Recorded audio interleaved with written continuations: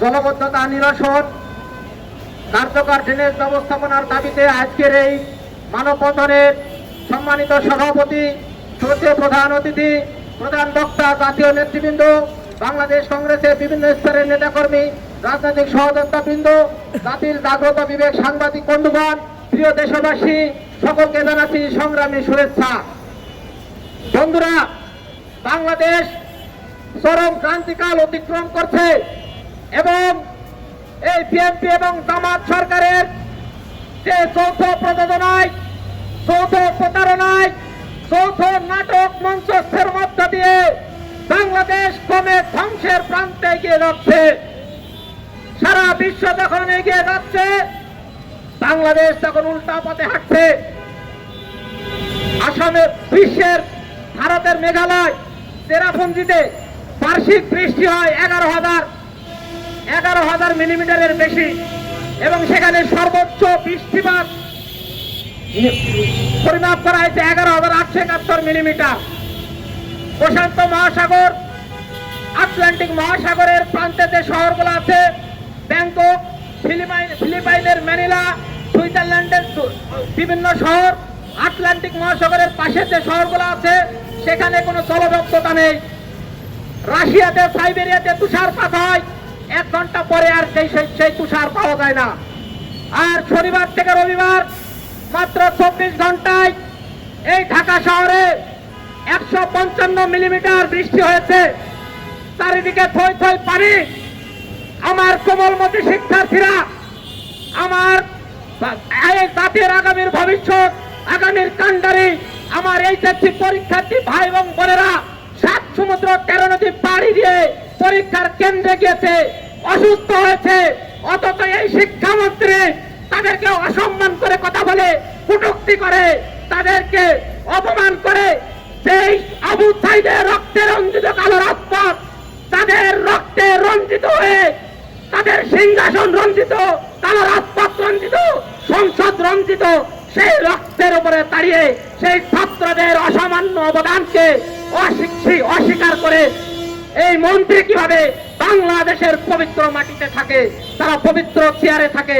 আমাদের এই জনতার পক্ষ থেকে প্রশ্ন। এবং দক্ষিণ কোরিয়ার শিক্ষামন্ত্রী কিম সাং, তিনি একটি মাত্র প্রশ্নপত্রে বানান ভুলের কারণে পদত্যাগ করেছেন। বিশ্বের বিভিন্ন স্বাস্থ্যমন্ত্রী, জার্মানির স্বাস্থ্যমন্ত্রী এনেট সাবান 2013 সালে পদত্যাগ করেছেন।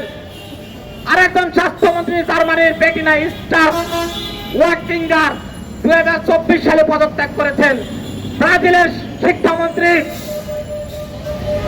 মিল্টন রিবেইরো, তিনি 2022 সালে পদত্যাগ করেছেন। যুক্তরাষ্ট্রের শিক্ষামন্ত্রী কেভিন উইলিয়ামসন 2020 সালে পদত্যাগ করেছেন। নেদারল্যান্ডের শিক্ষামন্ত্রী জেসো ভান ডার লিন্ডেন, এস্তোনিয়ার শিক্ষামন্ত্রী এলেনা শালো, দক্ষিণ কোরিয়ার স্বাস্থ্য শিক্ষামন্ত্রী কিম সাংকোন, নেপালের শিক্ষামন্ত্রী নেপাল ভট্টরায়, বিদ্যা ভট্টরায়, জাপানের শিক্ষামন্ত্রী ইয়োশিয়াকি হারুদা, তিনি বিশ্ববিদ্যালয়ে প্রশ্নপত্রের ভর্তি পরীক্ষায় বানান ভুলের কারণে পদত্যাগ করেছেন। বেলারুশের শিক্ষামন্ত্রী মিখাইল মায়াস্টিকোভিচ, তিনিও পদত্যাগ করেছেন। আমাদের শিক্ষামন্ত্রীর কাছে প্রশ্ন, তিনি কোন নৈতিকতায়, কোন বিবেকে এখনো শিক্ষামন্ত্রীর চেয়ারে আছেন? আমরা প্রশ্ন রাখতে চাই। গতকাল সংসদে স্বাস্থ্যমন্ত্রী 71 নম্বর বিধিতে নোটিশের জবাবে বলেছেন যে ডেঙ্গু প্রতিরোধ করার জন্য সবাইকে পাজামা এবং পাঞ্জাবি পরার পরামর্শ দিয়েছেন। আমরা এই মূর্খ স্বাস্থ্যমন্ত্রীকে বলতে চাই, আপনি কেরালার স্বাস্থ্যমন্ত্রী কে কে শৈলজার কাছে যান কিভাবে স্বাস্থ্য মন্ত্রণালয় পরিচালনা করতে হয়। আপনি নিউজিল্যান্ডের স্বাস্থ্যমন্ত্রীর কাছে যান ডেভিড ক্লার্ক, অস্ট্রিয়ার স্বাস্থ্যমন্ত্রীর কাছে যান রুটলা ভ্যানসোভার, তাইওয়ানের স্বাস্থ্যমন্ত্রীর কাছে যান লিনফান ইউ, ব্রাজিলের স্বাস্থ্যমন্ত্রী নেলসন টিকের কাছে যান। কিভাবে তারা সিস্টেমের ব্যর্থতার দায় স্বীকার করে পদত্যাগ করতে হয়। আর বিশ্ববাসী আপনাদের কাছে শিখবে কিভাবে জনগণের সাথে প্রতারণা করে, জনগণের টাকা, ট্যাক্সের টাকা নয় ছয় করে তছরূপ করে সেই টাকা দিয়ে কিভাবে মালয়েশিয়ায়, কানাডায় বেগম পাড়া করে তুলতে হয়, কিভাবে ক্ষমতা আঁকড়ে তুলতে হয়। সাংবাদিক বন্ধুগণ, এতক্ষণ এই অপ্রাসঙ্গিক কথা বললাম এজন্য আজকের প্রতিবাদ্য বিষয় জলবদ্ধতা। সারা পৃথিবীর কোথাও জলবদ্ধতা নাই। কোন city, new York city corporation, Texas city corporation এবং সুনামির পরে টোকিও সিটি কর্পোরেশন জলবদ্ধতা নিয়ন্ত্রণ করেছে, নাগরিক সুবিধা নিশ্চিত করেছে। শ্রীলঙ্কার কলম্বোতে নাগরিক সুবিধা নিশ্চিত করেছে 24 ঘন্টার ব্যবধানে। আর 24 বছর পেরিয়ে গেল, এই শিক্ষামন্ত্রী গত 17 বছর কোথায় ছিল? তারা রাজপথে তো সিংহের গর্জন শোনেনি, তারা তো মুরগির কক্করই শুনবে।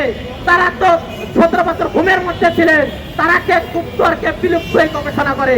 জনগণের সাথে তামাশা, জনগণের ট্যাক্সের টাকার হিসাব দিতে হবে। আর সিটি কর্পোরেশনের প্রত্যেক জায়গায় দলীয় ক্যাডার বসানো হয়েছে, জেলা পরিষদে দলীয় ক্যাডার বসানো হয়েছে, তাদের নাম প্রশাসক। আমরা কোন শাসক দেখতে চাই না, আমরা জনগণের সেবক দেখতে চাই। জনগণের ট্যাক্সের টাকায় পরিচালিত সিটি কর্পোরেশনের আয় ব্যয়, প্রত্যেক প্রকল্পের ব্যয় বরাদ্দ স্বচ্ছতা নিশ্চিত করে ওয়েবসাইটে প্রচার করতে হবে।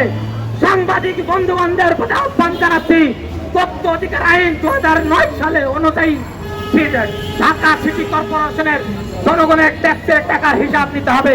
একটা ট্রেড লাইসেন্স করতে গেলে দিনের পর দিন মাস পেরিয়ে যায় ঘুরতে ঘুরতে।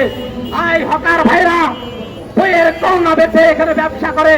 যদি হকাররা এই পণ্য বিক্রি করে, মধ্যবিত্ত নিম্নবিত্তরা যমুনা ফিউচার পার্কে বসুন্ধরায় যেতে পারে না, তারা 100 টাকায় 200 টাকায় পাঞ্জাবি কিনে। যদি হকাররা ব্যবসা না করতে পারে, কেরানীগঞ্জ